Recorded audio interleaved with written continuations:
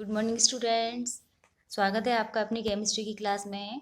हम अपना चैप्टर चल रहा है 9 जिसका नाम है उप सहसंयोजी यौगिक यानी कि संकुल लवण या जटिल लवण। उसके 2 वीडियो अपन देख चुके हैं। पहली वीडियो में हमने इनका इंट्रोडक्शन देखा था कि संकुल लवण होते क्या हैं, द्विक लवण क्या होते हैं, इनकी टर्मिनोलॉजी यानी कि शब्दावली क्या होती है। और सेकेंड वीडियो में हमने इनकी लिगेंड्स के बारे में बात की थी। ठीक है, अब हम यहाँ लिगेंड्स को ही आगे बढ़ाते हुए देखेंगे कुछ तो कि कीलेट लिगेंड क्या होते हैं। बहुत इंपॉर्टेंट टॉपिक है ये। ठीक है, उसके बाद जब हम इसकी आईयूपी की तरफ जाएंगे, इनके आईयूपीसी नामकरण की तरफ जाएंगे, तो उससे पहले हमें कुछ 2-4 चीज़ें देखनी पड़ेंगी। वो चीज़ें हम सीखेंगे, जैसे हम जो CMA यानी कि केंद्रीय धातु परमाणु होता है उसका ऑक्सीडेशन नंबर कैसे निकालते हैं, या इसमें प्रभावी परमाणु क्रमांक क्या होता है, या लिगेंड 2 या 2 से अधिक प्रकार के हों तो संकुल का प्रकार क्या होता है। इस तरह की छोटी छोटी बातें, लेकिन बहुत इंपॉर्टेंट बातों को हम इस वीडियो में देखेंगे। और इस वीडियो के लास्ट तक हमें ये चीज़ें बिल्कुल क्लियर हो जाएंगी कि छोटी छोटी सी बातें कितने काम की हैं। ठीक है, तो स्टार्ट करते हैं आज अपन कीलेट लिगेंड से। कीलेट लिगेंड, सबसे पहली बात तो कीलेट लिगेंड जो है वो द्विदंतुक से लेके बहुदंतुक लिगेंडों का एक गुण है। ठीक है ना। द्विदंतुक या बहुदंतुक लिगेंड का मतलब क्या होता है, जिनमें दाता परमाणुओं की संख्या 2 या 2 से अधिक होती है।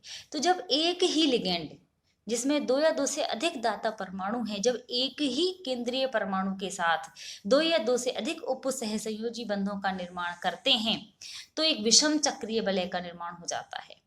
इस विषम चक्रीय वलय को ही हम कीलेट वलय कहते हैं, और ऐसे लिगेंड कीलेट लिगेंड कहलाते हैं, और यह प्रक्रिया कीलेटीकरण कहलाती है।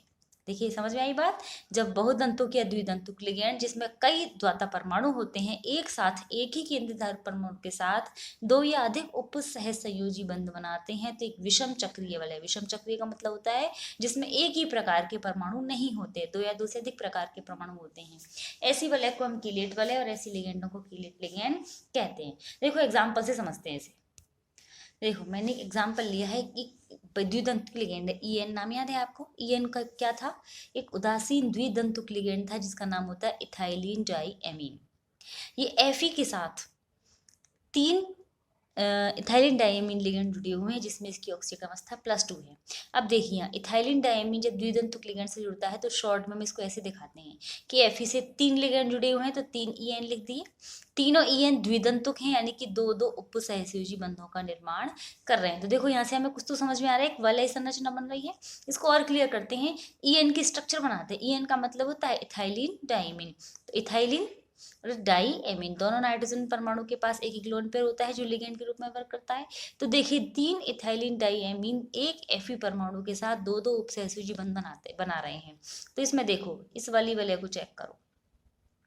ये एक विषम चक्रीय वलय है जिसमें कार्बन भी है, इसमें नाइट्रोजन भी है, इसमें केंद्रीय धातु परमाणु भी है। इसी तरीके से एक वलय ये बन रही है, इसी तरीके से एक वलय ये बन रही है। ठीक है ना। तो ये 3 विषम चक्रीय वलय बन रही हैं। इन विषम चक्रीय वलयों को तो हम कहते हैं कीलेट वलय। ठीक है, और ये जो लिगेंड है जो कीलेट वलय का निर्माण करते हैं इसे कहते हैं हम कीलेट लिगेंड, और ये पूरी प्रक्रिया कहलाती है कीलेटीकरण। और जिन संकुलों में ये कीलेट वलय पाई जाती हैं या कीलेट लिगेंड पाए जाते हैं वो हमेशा बहुत ज़्यादा स्थायी होते हैं उन संकुलों की तुलना में जिनमें कीलेट लिगेंड नहीं पाए जाते। ठीक है, इसी प्रकार एग्जाम्पल देखते हैं। Zn को ऑक्सिलेट आयन के साथ में संकुल बनाया है। OX एक द्विदंतुक लिगेंड है। ठीक है, यहाँ देखें OX 3 OX दो उपसहसंयोजी बंधन बनाकर Zn के साथ जुड़े हैं। तो यहाँ ये देखिए एक विषम चक्रीय वलय, दूसरी विषम चक्रीय वलय और तीसरी विषम चक्रीय वलय। खोल कर लिखें तो ऑक्सिलेट मतलब होता है C double bond O C double bond और एक एक O और है, दोनों ऑक्सीजनों पर माइनस चार्ज होता है। इसकी वजह से इन पर लोन पेयर होता है, और ये दोनों लोन ऑक्सीजन एक ही जिंक के साथ लोन पेयर देकर उपसहसंयोजी बंध का निर्माण करती हैं। तो यहाँ भी देखिए 3 संकुल में 3 कीलेट वलय बन रही है। एक तो ये बन रही है जिसमें जिंक है, ऑक्सीजन है और कार्बन है। एक ये बन रही है, इसमें भी जिंक है, ऑक्सीजन है और कार्बन है, और एक ये बन रही है। इस तरीके से 3 विषम चक्रीय वलय बन रही हैं, और इन 3 विषम चक्रीय वलयों के कारण इसमें 3 विषम चक्रीय वलयों के कारण इसमें कीलेटीकरण संभव है। ठीक है ना। जैसे जैसे विषम चक्रीय वलयों की संख्या बढ़ती जाएगी संकुल का स्थायित्व बढ़ता जाएगा, क्योंकि इसमें तनाव कम होता जाता है। जैसे देखो एग्जाम्पल देखते हैं हम। Fe के एग्जाम्पल हैं। एक तो Fe का एग्जाम्पल इसमें 3 द्विदंतुक लिगेंड जुड़े हैं, तीन द्विदंतुक लिगेंड जुड़े हैं, इसका मतलब तीन उपसहसुजी बंध बन जाएंगे। इसमें देखिए एक द्विदंतुक लिगेंड कम कर दिया, उसकी जगह दो एक दंतुक लिगेंड जोड़ दिए। H2 एक दंतुक लिगेंड है जिसमें एक ही दाता परमाणु होता है ऑक्सीजन, ठीक है ना। तो इसमें दो कीलेट वाले बनेंगी, क्योंकि एक दंतुक लिगेंड कभी भी कीलेटीकरण नहीं करते। इसमें एक ही EN जुड़ा है और बाकी चार एक दंतुक लिगेंड है, तो यहाँ एक ही लिगेंड होने के कारण एक ही कीलेट वाले बनेगी। तो इसमें एक कीलेट वाला है, इसमें दो कीलेट वाले, इसमें तीन कीलेट वाले है। तो जैसे जैसे कीलेट वालों की संख्या बढ़ती जा रही है, वैसे वैसे इनका स्थायित्व भी बढ़ता जा रहा है, ठीक है। तो ये हो गया कीलेट वाले, कीलेट लिगेंड और कीलेटीकरण। अब हम चलते हैं types of complexes on the basis of ligands, ठीक है। एक संकुल यौगिक में लिगेंड किस प्रकार के हैं? सभी लिगेंड एक ही प्रकार के हैं या एक से अधिक प्रकार के हैं? उसके आधार पर हमने संकुलों को दो प्रकारों में बांटा था, होमोलैप्टिक और हेट्रोलैप्टिक। होमो मीन्स समान और हेट्रो मीन्स डिफरेंट, ठीक है। तो होमोलैप्टिक का मतलब हो गया वे संकुल जिनमें होमो प्रकार के यानी एक ही प्रकार के लिगेंड पाए जाते हैं, और हेट्रोलैप्टिक का मतलब वे संकुल जिनमें दो या दो से अधिक प्रकार के लिगेंड पाए जाते हैं, ठीक है। एग्जाम्पल से देखें इनको अपन। देखिए यहाँ कोबाल्ट CMa के रूप में केंद्रीय धातु परमाणु है, उसके साथ 6 के 6 लिगेंड अमोनिया यानी कि सारे के सारे लिगेंड एक प्रकृति के हैं, तो एक होमोलैप्टिक संकुल हो गया। यहाँ देखिए Fe के साथ 6 साइनाइड आयन जुड़े हैं, सभी के सभी एक ही प्रकार के हैं, तो ये भी होमोलैप्टिक संकुल है। यहाँ देखिए क्रोमियम के साथ 6 H2O वाटर मॉलिक्यूल जुड़े हुए हैं लिगेंड के रूप में, तो ये भी होमोलैप्टिक हो गया। और यहाँ प्लेटिनम के साथ 6 के 6 अमोनिया जुड़े हुए हैं, तो ये भी होमोलैप्टिक संकुल हो गया, ठीक है। होमो मीन्स समान, लैप्टिक मतलब लैप्टिक यानी कि ऑक्सीजन बनाने वाले दाता परमाणु, ठीक है ना। तो ये सभी होमोलैप्टिक बन गए। हेट्रोलैप्टिक का मतलब हो जिसमें एक से अधिक प्रकार के लिगेंड हो, या हम कहें कि जिनमें दाता परमाणु अलग अलग हो। जैसे देखिए यहाँ Zn के साथ 4 अमोनिया जुड़े हैं और दो H2O जुड़े हैं, ठीक है ना। 4 अमोनिया लिगेंड एक प्रकार के, 2 वाटर मॉलिक्यूल लिगेंड एक प्रकार के, 2 प्रकार के हो गए। ऐसे यहाँ देखो Pt के साथ 2 अमोनिया जुड़े हैं, 2 क्लोरीन जुड़े हैं लिगेंड के रूप में, तो ये भी हेट्रोलैप्टिक हो गया। यहाँ देखिए कोबाल्ट के साथ 4 अमोनिया जुड़े हैं और 2 क्लोरीन जुड़े हैं, तो ये भी हेट्रोलैप्टिक संकुल हो गया। समझ में आ गई चीज। होमोलैप्टिक संकुल का मतलब जिसमें एक ही प्रकार के लिगेंड पाए जाते हैं, और हेट्रोलैप्टिक संकुल का मतलब इसमें 2 या 2 से अधिक प्रकार के लिगेंड पाए जाते हैं। अगली जिस टॉपिक हमें इस वीडियो में देखना है वो है केंद्रीय धातु परमाणु यानी कि CMa की ऑक्सीकरण अवस्था ज्ञात करना, क्योंकि अधिकतर संकुल यौगिक किसके होते हैं? संक्रमण धातुओं की, और संक्रमण धातुएं परिवर्तनशील ऑक्सीकरण अवस्था प्रदर्शित करती हैं। तो हमें ये ज्ञात करना पड़ेगा कि जो केंद्रीय धातु परमाणु है उसकी ऑक्सीकरण अवस्था क्या है। तो इसके लिए हमें दो बातें मुख्य रूप से याद रखनी है। एक तो ये कि किसी भी संकुल यौगिक का कुल आवेश हमेशा शून्य होता है, इसमें जो भी धनायन है, जो भी ऋणायन है, लिगेंड है, केंद्रीय धातु परमाणु है, जो कुछ भी है, उन सभी का कुल अगर हम निकालें, बीजीय योग अगर हम करें तो वो क्या आएगा? शून्य आएगा, ठीक है। और अगर कोई संकुल यौगिक नहीं है बल्कि आयन है, तो संकुल आयनों का आवेश भी उनके CMa यानी कि सेंट्रल मेटल एटम केंद्रीय धातु परमाणु और लिगेंडों के आवेश के योग के बराबर होता है। ये चीज हमें ध्यान रखनी है। बाकी हमें ये तो पता ही है कि कुछ जो तत्व परिवर्तनशील ऑक्सीकरण अवस्था प्रदर्शित नहीं करते उनके आवेश कितने कितने होते हैं। जैसे देखिए हम उदाहरण देखते हैं K4Fe6 में Fe का हमें ऑक्सीडेशन नंबर निकालना है, ठीक है ना। तो हमने इसको तो मान लिया X, ठीक है। 4 पोटेशियम का कितना होता है? +1, ठीक है ना। प्लस साइनाइड का कितना होता है?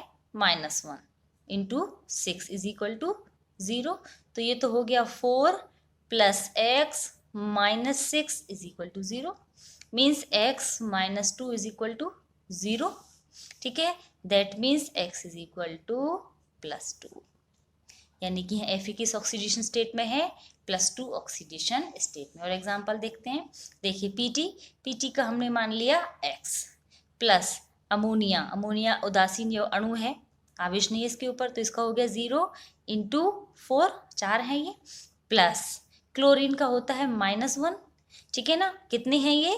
2 हैं, ठीक है, इज इक्वल टू +2। ये तो जो आवेश है का योग है, ये जो आवेश आया है इन सब के योग के बराबर होगा, तो ये लिख दिया, ठीक है। ये तो 0 ही हो गया। x + 0 को हटा देते हैं, ये -2 इज इक्वल टू +2, ठीक है। या हम लिखें x - 2 इज इक्वल टू +2, और ये x उधर 2 उधर जाएगा तो +2 और +2 मीन्स +4, यानी कि यहाँ Pt कौन सी ऑक्सीडेशन स्टेट में है, +4 में। ठीक है, और एग्जाम्पल देखें, एग्जाम्पल से प्रैक्टिस ही समझ में आएंगे बच्चों। यहाँ इसका हमने मान लिया x, Cu का निकालना है, प्लस अमोनिया का कितना होता है 0, उदासीन अणु है, प्लस SO4 पर कितना आवेश होता है याद है, मैंने लिगेंड वाली जो सारणी बताई थी उसमें सबके आवेश बताए थे, आपको वापस रिवाइज करवाए थे। इस पर होता है -2, ठीक है ना, इज इक्वल टू, इस पर संकुल यौगिक है, यौगिक का योग कितना होता है 0, ठीक है ना, तो x ये तो 0 ही हो गया, -2 इज इक्वल टू 0, तो x will be equal to +2, यानी यहाँ Cu कौन सी ऑक्सीकरण अवस्था में है, +2 ऑक्सीकरण अवस्था में। और एक एग्जाम्पल NaAgCN2, Na का हमें पता है +1 होता है, क्षार धातु है, क्षार धातुओं का +1 होता है, और दूसरा जो ग्रुप होता है क्षारीय मृदा धातु है उनका हमेशा +2 होता है, ठीक है ना, प्लस Ag का x +2, कितने हैं साइनाइडाइन 2, कितना आवेश होता है -1, सम कितना होना चाहिए इनका 0, तो ये हो गया +1 + x -2 इज इक्वल टू 0, ठीक है ना, तो ये हो जाएगा x -1 इज इक्वल टू 0, ठीक है ना, तो x इज इक्वल टू +1, यानी कि Ag की ऑक्सीकरण अवस्था कितनी है +1 ही है, और वैसे भी हम जानते हैं Ag +1 ऑक्सीकरण अवस्था में ही स्थायी होता है। One more example also, okay, यहाँ देखते हैं क्रोमियम का एग्जाम्पल। क्रोमियम के लिए ये हो गया x प्लस H2O 6 जुड़े हुए हैं, H2 पर कितना आवेश होता है बच्चों, जल के ऊपर कितना होता है 0, ये उदासीन यौगिक है, ठीक है, इज इक्वल टू कितना होना चाहिए इनका सम +3, तो हमने लिख दिया +3, तो x +0 इज इक्वल टू +3, तो 0 का कोई मतलब ही नहीं है, तो x यानी कि यहाँ क्रोमियम किस ऑक्सीकरण अवस्था में है, +3 ऑक्सीकरण अवस्था में है, ठीक है। तो यह इस तरीके से हम किसी भी धातु का केंद्रीय धातु परमाणु का ऑक्सीकरण अंक ज्ञात कर सकते हैं, ठीक है। अभी बहुत इंपॉर्टेंट बात ये और कि जब भी किसी केंद्रीय धातु परमाणु के साथ केवल और केवल कार्बोनिल लिगेंड होगा, यानी कि कार्बन मोनोऑक्साइड जब लिगेंड के रूप में उपस्थित होगी, तो उस केंद्रीय धातु परमाणु की ऑक्सीकरण अवस्था सदैव 0 होगी, 0 होगी, ठीक है। जब केवल कार्बोनिल यौगिक जुड़े हुए हों, कार्बोनिल समूह जुड़ा हुआ हो लिगेंड के रूप में, तो केंद्रीय धातु परमाणु हमेशा 0 ऑक्सीकरण अवस्था में होगा। जैसे यहाँ Na की ऑक्सीकरण अवस्था 0 है, यहाँ जिंक की ऑक्सीकरण अवस्था 0 है, यहाँ Mn की ऑक्सीकरण अवस्था भी 0 है। अब नेक्स्ट देखते हैं हम इसके बाद उप सहसंयोजन संख्या। वैसे तो मैं आपको बता चुकी हूँ कि उप सहसंयोजन संख्या या समन्वय संख्या क्या होती है, इसको हम शॉर्ट में CN लिखते हैं, कोऑर्डिनेशन नंबर। वो क्या होती है पता है आपको कि जो भी किसी भी एंटिटी में या समन्वय मंडल में जो केंद्रीय धातु परमाणु होता है वो कितने उपसहसंयोजी बंध बनाता है, या दूसरी भाषा में हम ये कहें कि वो कितने एक दंतुक लिगेंडों से जुड़ा हुआ होता है, वो ही उसकी समन्वय संख्या या उपसहसंयोजन संख्या कहलाती है, ठीक है। तो किसी संकुल में केंद्रीय धातु परमाणु यानी कि CMA के साथ बंधित एक दंतुक लिगेंडों की संख्या को ही उसकी समन्वय संख्या या उपसहसंयोजन संख्या कहते हैं। और ये आपको याद रखनी होगी, ताकि आपको अगर ये समन्वय संख्या याद हो रहेगी ना आपको, तो आप आसानी से उदाहरण बना सकते हैं, आपको उदाहरण बनाने की ये रटने की आवश्यकता नहीं होगी, ठीक है। देखो, एकमात्र Ag प्लस ऐसा आयन है जिसकी समन्वय संख्या 2 होती है, केवल Ag की समन्वय संख्या कितनी होती है 2, और 3 आयन ऐसे हैं जिनकी समन्वय संख्या 4 होती है, वो कौन कौन से हैं, Na+2, Cu+2, Pt+2, इन तीनों की ऑक्सीकरण समन्वय संख्या है वो कितनी होती है 4, बाकी सबकी 6 होती है, बाकी सबकी मतलब Pt+2 की 4 थी, लेकिन Pt+4 अगर हो गया तो इसकी 6 हो जाएगी, Zn+2, Fe+2, Fe+3, Cr+3, Co+2, Co+3, और भी कोई आयन आ जाए तो उन सबकी समन्वय संख्या कितनी होती है 6, ठीक है ना। एल्यूमिनियम की भी 4 होती है, लिथियम एल्यूमिनियम हाइड्राइड में पड़ा है, ठीक है। यहाँ अगर हम जोड़ें अगर तो एल्यूमिनियम+3 की भी 4 होती है, ठीक है। ये हमें याद रखना पड़ेगा ताकि हम आसानी से सूत्र बना सकें। मैं भी आपको सूत्र बनाने का एग्जाम्पल बताती हूँ। देखिए, जैसे मान लीजिए मुझे कोई Fe का एग्जाम्पल बनाना है, ठीक है ना। Fe की ऑक्सीकरण अवस्था कुछ भी हो सकती है, +2 भी हो सकती है, +3 होती है। मान लो मुझे ये +3 ऑक्सीकरण अवस्था में लेके आना है। अब ऑक्सीकरण अवस्था इसकी +2 है या +3, अभी मैंने आपको बता दिया इसकी समन्वय संख्या कितनी होती है 6, यानी इससे हमें 6 लिगेंड जोड़ने हैं। मान लीजिए मैंने 2 लिगेंड तो En जोड़ दिए, दो लिगेंड EN जोड़े, इसका मतलब इसकी 2 और 2 4 समन्वय संख्या तो कंप्लीट हो गई। 2 लिगेंड जोड़ने हैं। मान लीजिए मैंने 2 लिगेंड जोड़ दिया हाइड्रोक्साइड आयन, तो उसकी समन्वय संख्या कंप्लीट हो गई। समन्वय संख्या कंप्लीट होते ही इसको मैंने बड़े ब्रैकेट में बंद कर दिया। इस पर कुल आवेश कितना बच रहा है वो हम सम कर लेते हैं। Fe का ऑक्सीकरण अवस्था कितनी थी, मैंने मानी है +3। En की कितनी होती है 0। हाइड्रोक्साइड पर कितनी होती है -1। 2 की मिलकर हो गई -2। इनका सम कितना आ गया +1, तो इस पर आवेश लग जाएगा +1। ठीक है ना। और देखो एग्जाम्पल, मान लीजिए मैंने लिया CO+2, तो CO की समन्वय संख्या भी क्या है 6 है। मैंने CO के साथ ऑक्सिलेट आयन जोड़ दी एक साथ ही 3। ठीक है, 3 ऑक्सिलेट आयन जोड़ दी, समन्वय संख्या हो गई 6। ऑक्सिलेट आयन पर कितना आवेश होता है -2। 3 पर मिलाकर कितना हो गया -6। CO का कितना माना था हमने +2। +2 और -6, पहले तो इसको बड़े ब्रैकेट में बंद किया। +2 और -6 का सम करेंगे तो कितना आएगा -4। तो ये बन गया इसका संकुल आयन। सूत्र बनाना आसान हो जाता है अगर हमें समन्वय संख्या याद रहे और लिगेंडों की दंतुकता और उन पर आवेश याद रहे। ठीक है, इस तरीके से हो गया इनका केंद्रीय परमाणु की ऑक्सीजन अवस्था ज्ञात करना और उनकी उपसहसंयोजन संख्या। एक और बहुत इंपॉर्टेंट चीज इस चैप्टर की वो है प्रभावी परमाणु क्रमांक, इफेक्टिव एटॉमिक नंबर। तो इसको हम शॉर्ट में इफेक्टिव का E, एटॉमिक का A और नंबर का N, EAN भी से भी प्रदर्शित करते हैं। याद रखना है बच्चों, EN हमेशा केंद्रीय धातु परमाणु का ज्ञात किया जाता है। केंद्रीय धातु परमाणु क्या था, याद है या भूल गए? केंद्रीय धातु परमाणु क्या था, जो एंटिटी होती है उस एंटिटी में यानी कि समन्वय मंडल में जो धातु परमाणु होता है उसे ही हम धातु परमाणु कहते हैं। ठीक है ना। तो इसके लिए क्या माना गया है कि जो केंद्रीय धातु परमाणु होता है उसका एटॉमिक नंबर जो होता है उसमें उतने इलेक्ट्रॉन होने चाहिए, लेकिन जब वो अपनी ऑक्सीकरण अवस्था में आ गया है तो पहले उसने उतने इलेक्ट्रॉनों को त्याग दिया। तो परमाणु क्रमांक मान लीजिए जो भी था उसमें से ऑक्सीकरण अवस्था के बराबर इलेक्ट्रॉन हमने कम कर दिए। फिर उसकी जो समन्वय संख्या है उसके 2 गुने इलेक्ट्रॉन उसके पास आ गए, क्योंकि एक समन्वय संख्या से उसके पास 1 इलेक्ट्रॉन युग्म आता है। तो इस तरीके से किसी CMe में वास्तव में यानी केंद्रीय धातु परमाणु में वास्तव में कितने इलेक्ट्रॉन उपस्थित हैं उपसहसंयोजी बंधन के बाद, वो ही संख्या यहाँ पर क्या कहलाती है EAN। तो फॉर्मूला क्या है इसका, EAN = AN - ON + 2CN, यानी कि प्रभावी परमाणु क्रमांक बराबर परमाणु क्रमांक माइनस इसकी ऑक्सीकरण अवस्था जो इस धातु का भी हम निकाल रहे हैं प्लस 2 गुणा उसकी समन्वय संख्या। ठीक है ना। समन्वय संख्या EN का मान अगर किसी अक्रिय गैस के समान आ जाता है जैसे 18, 36 या 54 इस तरीके का आ जाता है तो अक्रिय गैस विन्यास होने का अत्यंत स्थायी भी हो जाता है। देखो एग्जाम्पल से देखते हैं अपन यहाँ, मैंने 2 एग्जाम्पल लिए। देखो K4FeCN6 और K3FeCN6। केंद्रीय धातु परमाणु समान है, लिगेंड समान है, आयनन मंडल में आयन भी समान है, लेकिन एक ही अंतर है धातु की ऑक्सीकरण अवस्था का। यहाँ अगर हम ऑक्सीकरण अवस्था निकालेंगे तो यहाँ पर ऑक्सीकरण अवस्था आएगी +2। कैसे आएगी, इसकी तो थी +4, ये x मान लिया और इसकी थी -6, तो यहाँ -2 बचा, यानी कि यहाँ पर -2 आवेश होना चाहिए। ठीक है ना। और ये -2 कब होगा, जब यहाँ पर +2 आवेश आएगा। तो इसका निकालें हम, फॉर्मूला लगाएं।